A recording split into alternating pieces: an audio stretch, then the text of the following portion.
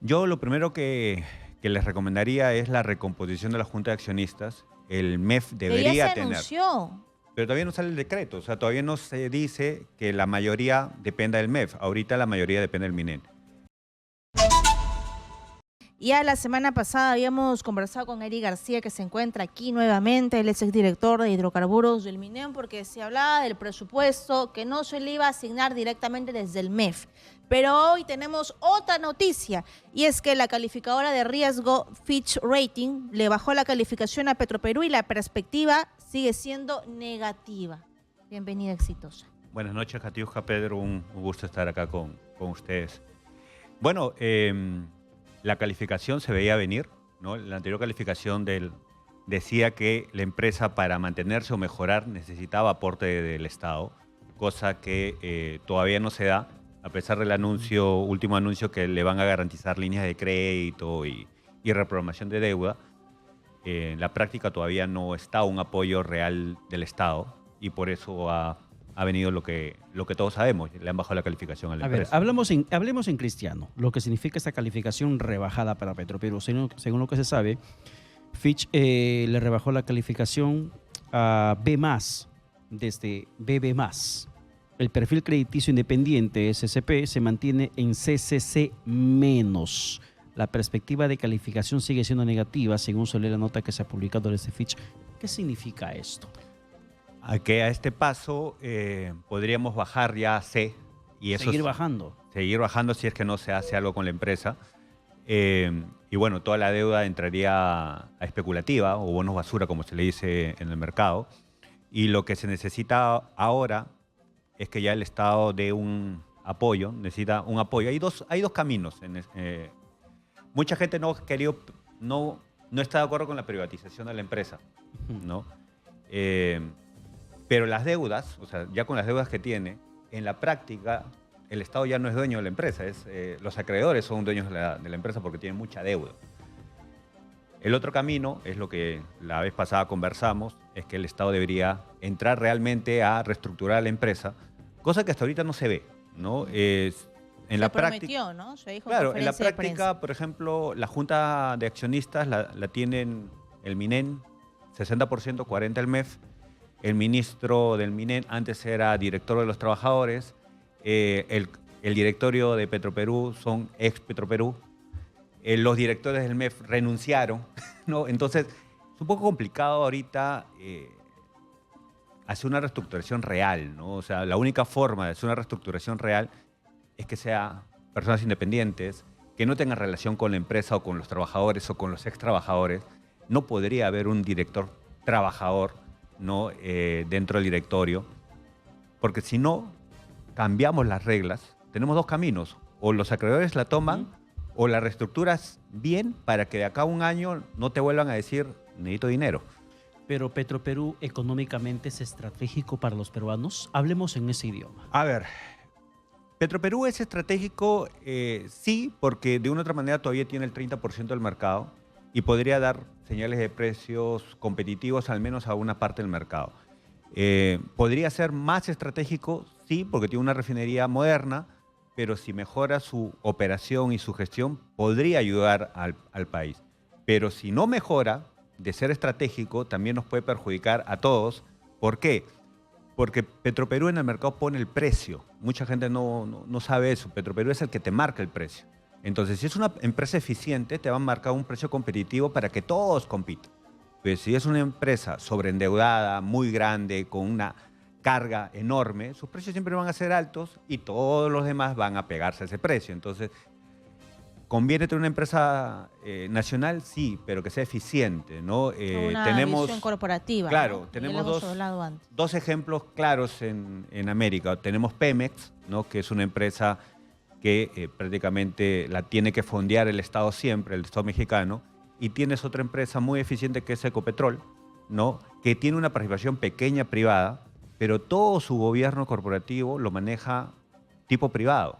Un ejemplo, que eso no hablamos la vez pasada, para ser director de una empresa internacional o de petróleo, Petroperú, sus líneas de crédito al año son más o menos $5.000 millones. O sea, no es poco dinero. pero sus directores ganan dietas que no pasan de 5.000 soles. Si tú vas a una empresa petrolera de verdad, Ecopetrol, ganan como ganan las empresas petroleras porque les piden resultados. Entonces, si tú quieres tener a los mejores profesionales, tienes que tener las reglas corporativas internacionales que son los mejores. No el amigo, no el que trabajó conmigo, no el director de los trabajadores, no. Y es que llamar a los mejores, concurso internacional, porque ahí vas a pagar de acuerdo al mercado. Pero la verdad, yo le digo a muchos de mis amigos, si te ofrecen ahorita ser director de Petroperú, ¿firmarías decisiones por 5.000 millones de dólares, teniendo un sueldo o una dieta de 3.000, 3.500 soles? Un poco complicado, ¿no? Es un tema ideológico, ¿no? Porque siempre se ha hablado desde algún sector de hay que ir en contra de estas planillas doradas, luego dicen no, tienen que bajarle el sueldo a los funcionarios y eso es falso. Luego hay fuga de talentos. Si quieres resultados, tienes que pagarle bien a tu profesional. Si es peruano, también hay que pagarle muy bien. Frente a ello, ¿cuál debería ser la reacción del gobierno, del ministro, de los ministros encargados, el MEF y el MINEN, a ese resultado de la calificadora de riesgo Fitch Rating? Yo lo primero que les recomendaría es la recomposición de la Junta de Accionistas. El MEF debería ya se tener. anunció. Pero todavía no sale el decreto, o sea, todavía no se dice que la mayoría dependa del MEF. Ahorita la mayoría depende del MINEN. Segundo, ver con el Congreso el cambio de la ley de Petro, en donde en la ley dice un director de los trabajadores. Eso también debería cambiarse. Lo otro es que sea un gobierno corporativo independiente, que no tenga ninguna relación con los trabajadores o que hayan trabajado en Petroperú, porque si ustedes escuchan en la última conferencia que dio el presidente, ¿qué dijo? Tengo mi plan de reestructuración, está bajo 7 llaves porque tengo mi política comercial y no se la puedo compartir a nadie. Pero nadie quiere ver tu política comercial.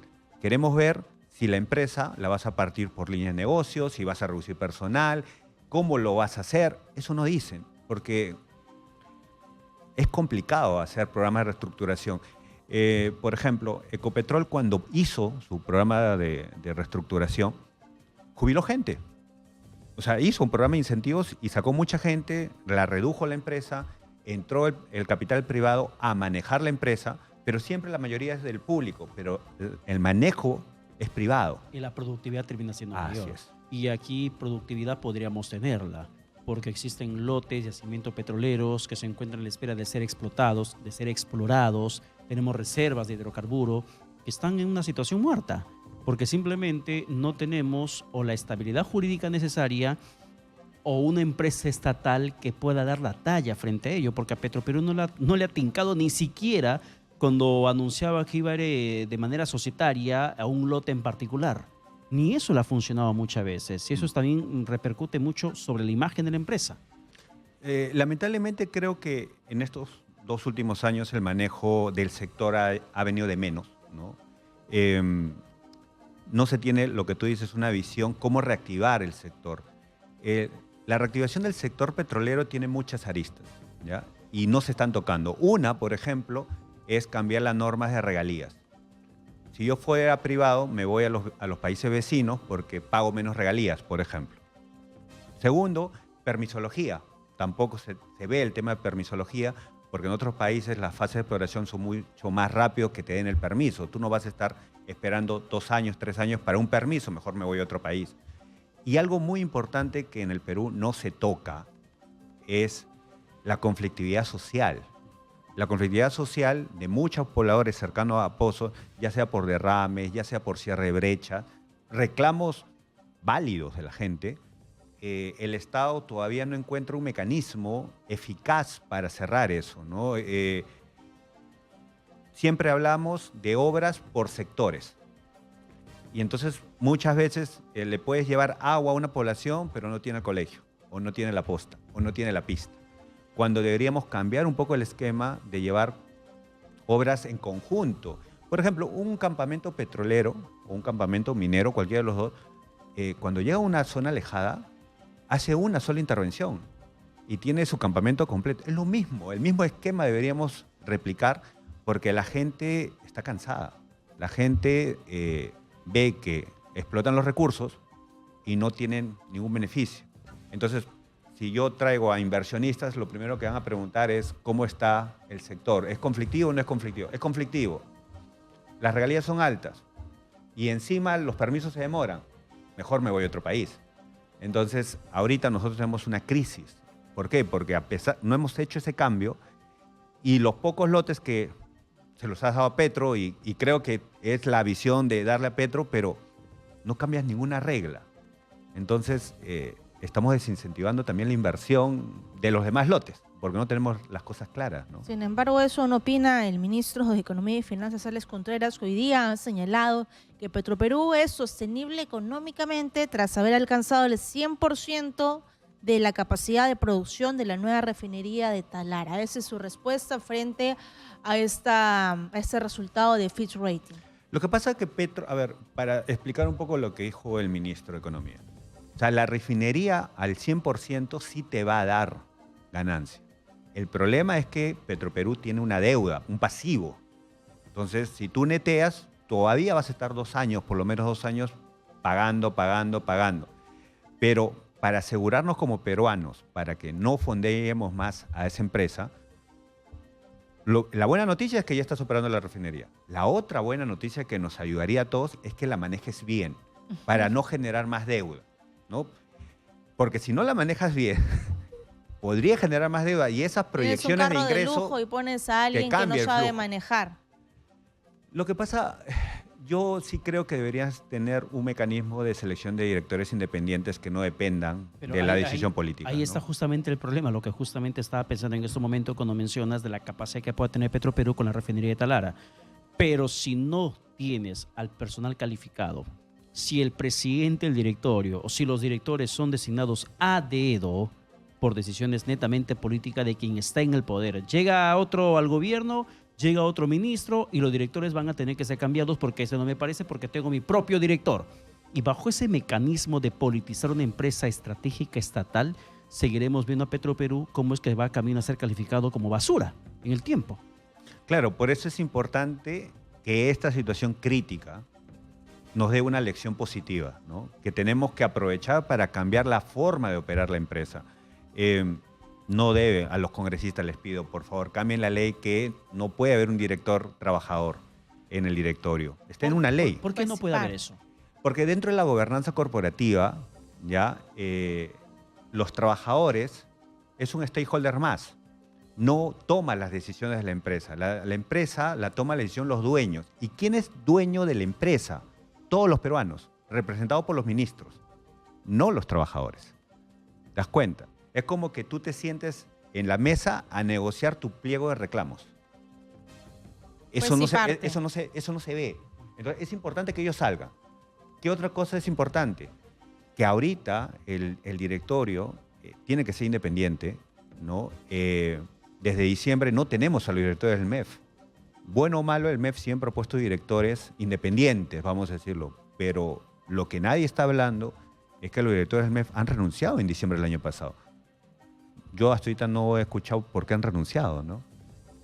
Entonces, ahorita solamente tenemos a los directores que puso el ministro de Energía y Minas, con él es viceministro, y que él antes era trabajador. O sea, lo están manejando los de Petroperú, prácticamente la empresa. Entonces, si queremos asegurarnos que esto camine, esa composición tiene que cambiar. Sí, nos queda clarísimo.